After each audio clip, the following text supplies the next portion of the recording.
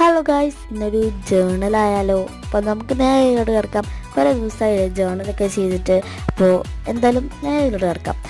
ആദ്യം തന്നെ ഞാനിവിടെ എടുത്തിട്ടുള്ള മെഡിസിൻ്റെ കവറാണ്. അതല്ലെങ്കിൽ നമ്മൾ തുണിക്ക് വാങ്ങുമ്പോൾ കിട്ടണ ആ ഒരു ബ്രൗൺ പേപ്പർ എടുത്താൽ മതി. അപ്പോൾ അതൊന്ന് സ്റ്റിക്ക് വെച്ചിട്ട് ഒട്ടിച്ചു കൊടുത്തു. പിന്നെ കുറച്ച് തോട്ട്സ് പ്രിൻ്റ് എടുത്തിട്ടുണ്ടായിരുന്നു, അത് ഒട്ടിച്ചു കൊടുത്തു.